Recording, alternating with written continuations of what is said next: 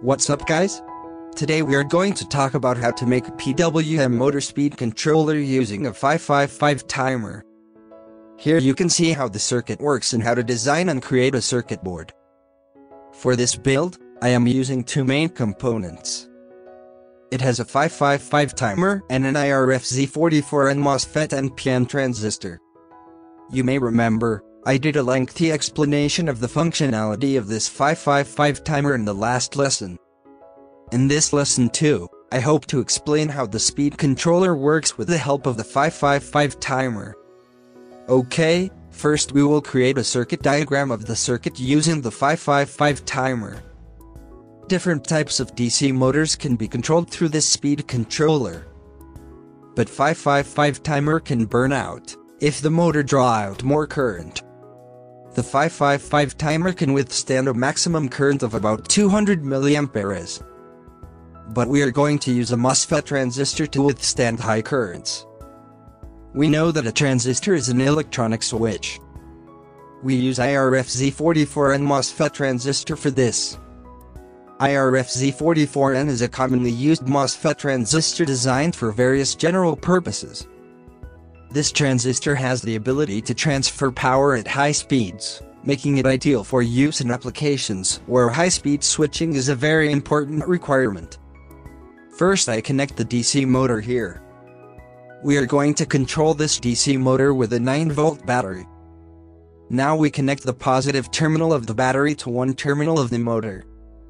And then we connect the IRFZ44N transistor to the circuit. We connect the motor to the drain pin on the transistor and the source pin to the ground, the negative terminal of the battery. First of all, the motor does not rotate because the MOSFET usually blocks the flow of current. Because MOSFET is a switch. However, if we apply a small voltage to the gate pin, it will allow some current to flow through the MOSFET. When more voltage is applied through the gate pin, more current is allowed to flow through the MOSFET. Therefore, the motor rotates rapidly.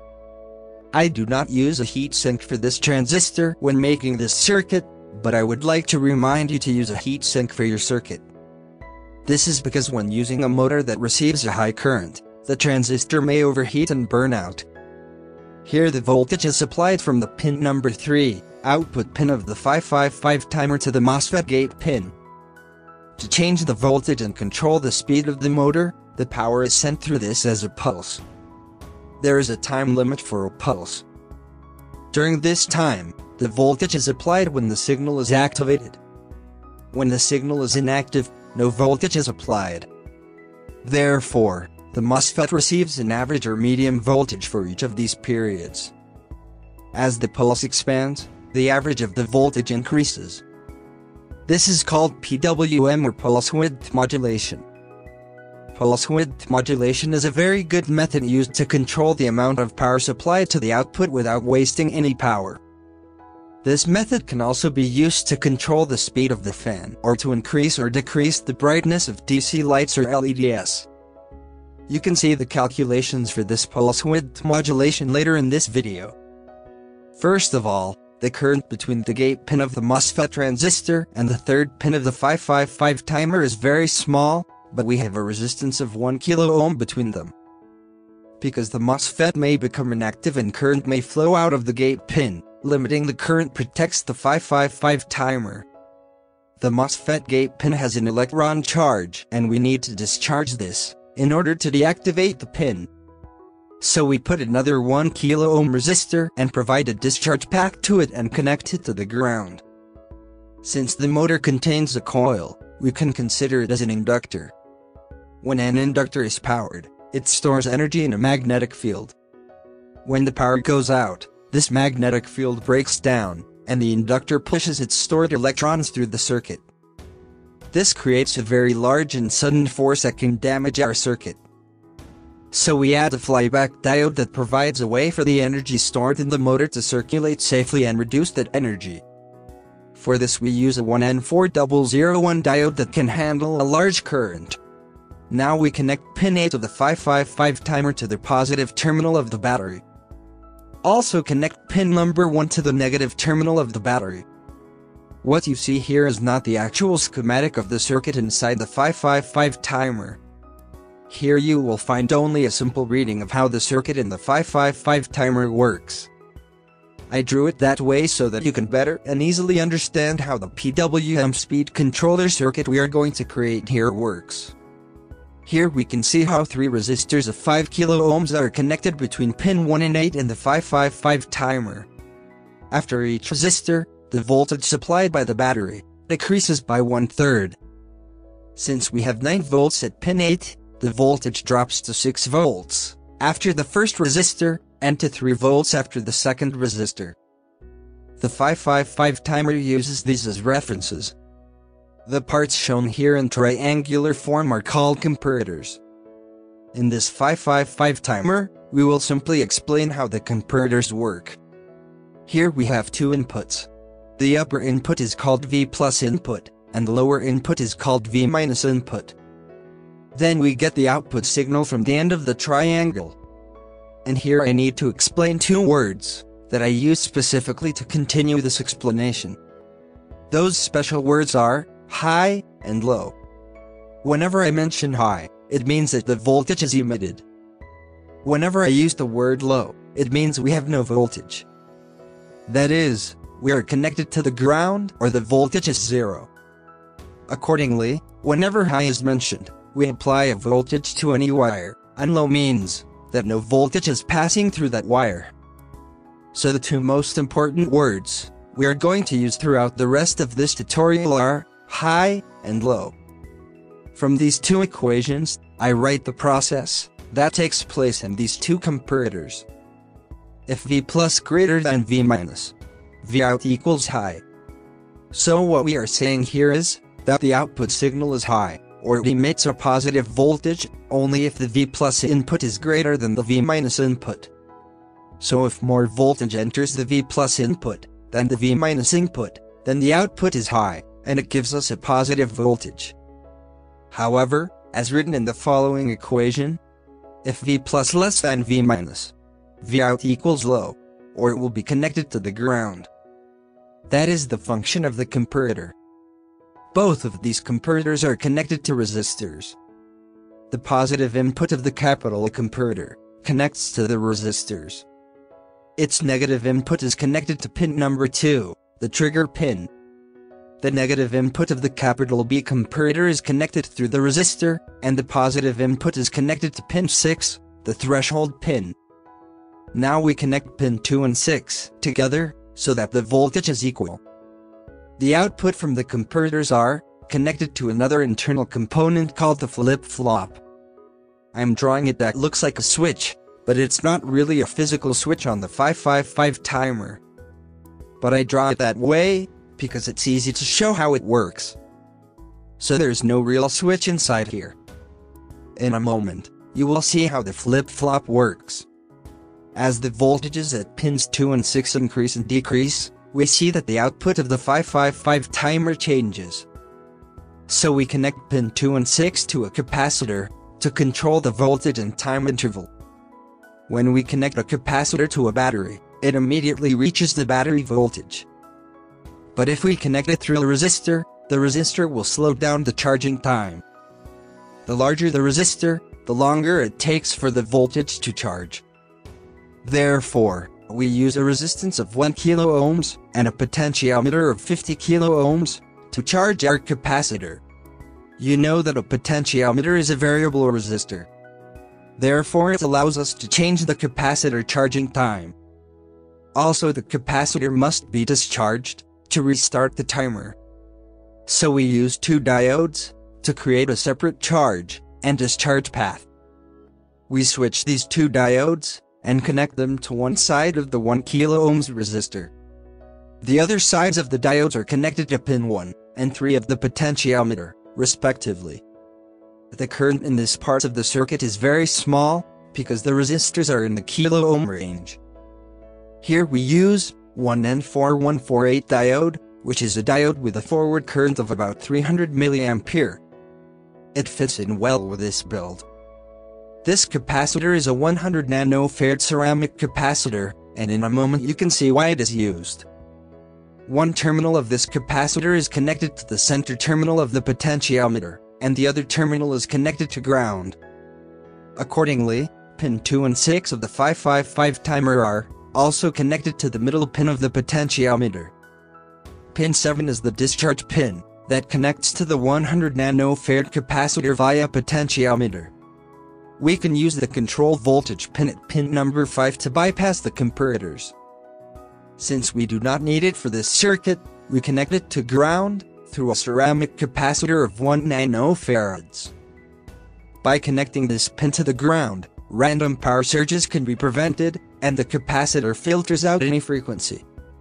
We connect the pin number 4, the reset pin of the 555 timer, directly to the positive terminal of the battery. The reset pin can be used to reset the flip-flop and block the power supply. Since we do not need it for this circuit, we connect it to the positive terminal of the battery. When the capacitor is charged, current flows through the 1 kilo-ohm resistor, across the diode to the 100 NF capacitor, on the red side of the potentiometer. Well, now let's see how this circuit works. Here, when electricity starts to flow from the positive terminal of the battery, through this 1 kilo-ohm resistor, it has 2 paths that can go to the negative terminal of the battery, or to the ground. One through the diode on the right, and the other through the discharge pin. But when passing through the diode, the power has to pass through the resistance of the potentiometer. But when it goes through the discharge pin, it can go to the ground without any hindrance. This is because the flip-flop switch here is directly connected to the ground. Therefore, it is possible to travel directly from the positive terminal to the negative terminal or to the ground without any interruption to the power supply. So electricity, bypassing this whole section from here, chooses the path that makes it easier to travel. Here this part is connected to the ground, so its voltage is 0. You can also see that this section is connected to the 6th pin and the 2nd pin of the 555 timer. You can also see that the V- input of A comparator is connected to pin 2 and the V+ input of B comparator is connected to pin 6. Therefore, the value of the V- input of the A comparator and the value of the V+ input of the B comparator are 0. Because they are connected to the ground via 100 NF capacitor. Now we look at the comparator equations again.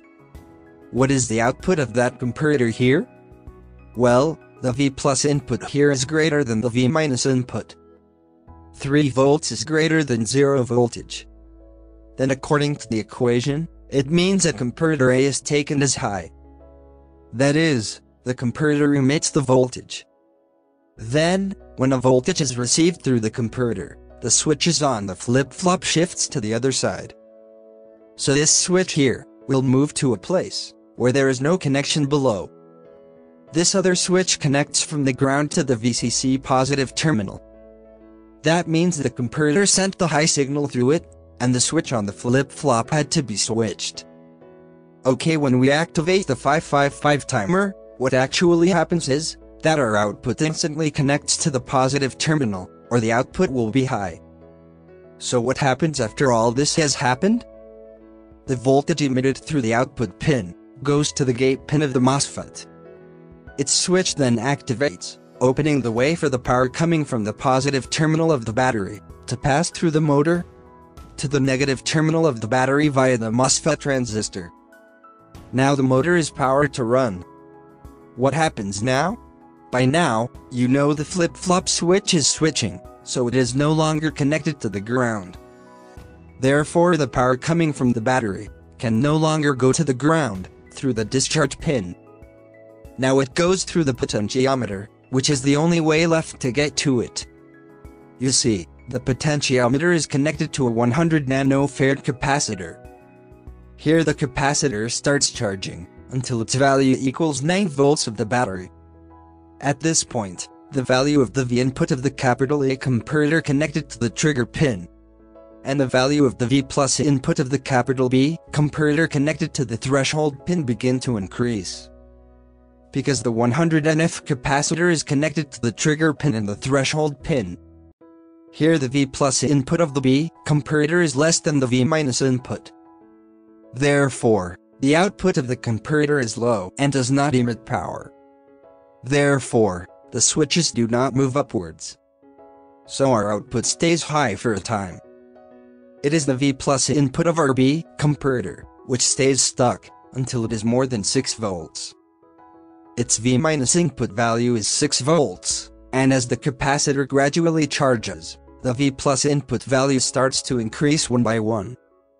In this case, as soon as the value of V plus input reaches 6 volts and a little more than that, the output of the B comparator will be high and it will start discharging power. I mentioned that increases 7 volts as an example here. But in fact, a small increase of more than 6 volts is sufficient for a comparator to operate. Thus, as soon as the value of V plus input of the comparator B increases, the voltage of the comparator B starts emitting voltage from it. Because now the value of the V plus input increases and the value of the comparator B becomes high. Then the flip-flop switch is activated, and its switches are switched to the other side. Then both the switches are connected to the ground. So now our output voltage is low. So what's going to happen now? Now the power does not flow to the MOSFET, so the switch becomes inactive, and no power flows to the motor. Now this capacitor is about 2/3 of the input voltage, about 6 volts, so it starts to discharge. It goes through the potentiometer and begins to discharge from the discharge pin. Because now, again the discharge pin is connected to the ground.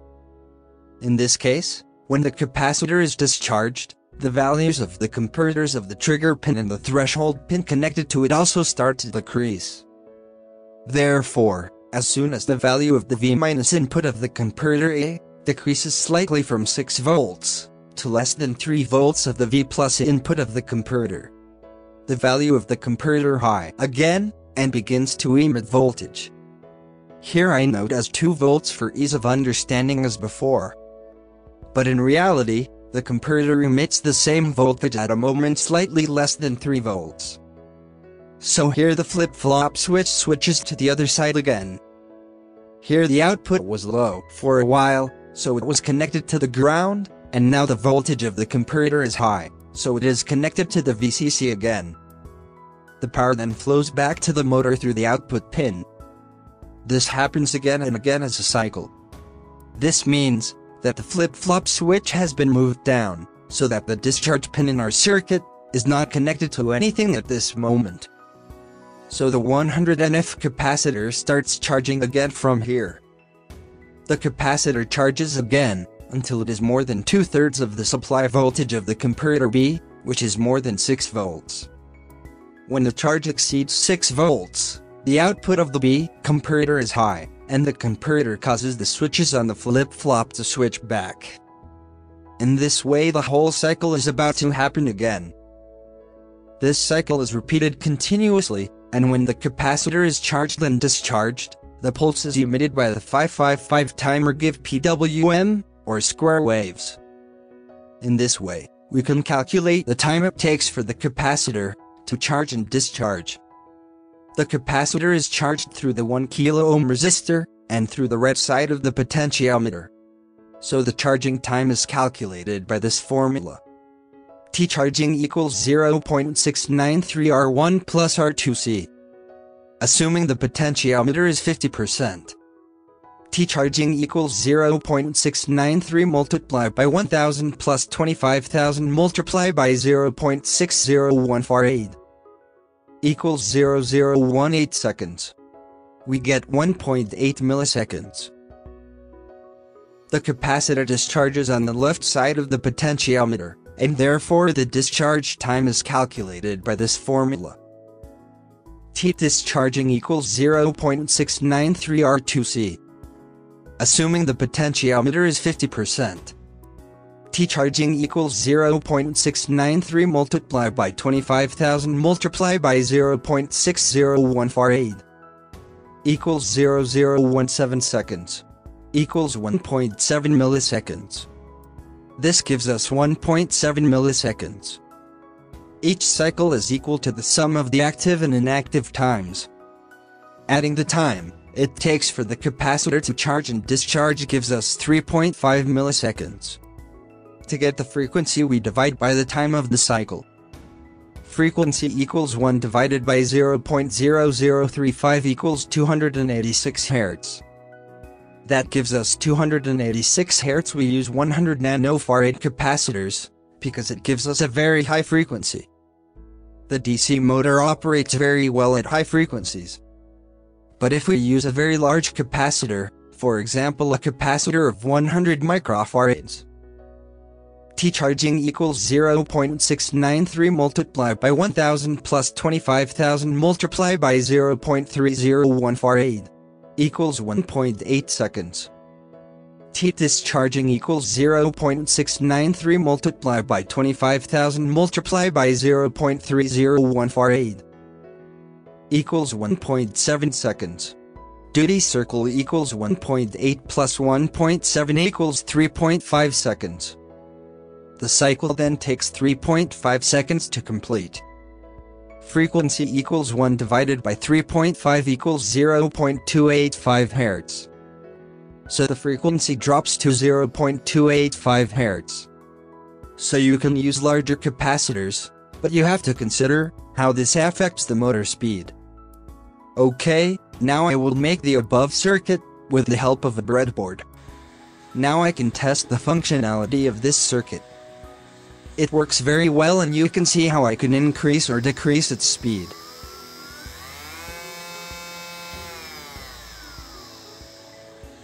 So let us now build the circuit. I am now soldering all the components to the board. I use a nick holder for the 555 timer, which prevents damage to the component during soldering, and allows us to easily replace parts in the event of a fault. Now, when we connect this circuit to the motor, you can see how the motor works very well. So now we have a very simple DC motor speed controller. So I hope you have a very good idea of how the 555 timer works today. I also invite you to subscribe my Hawks channel. So thank you so much to all of you for watching my video today. See you again with another video. Bye now.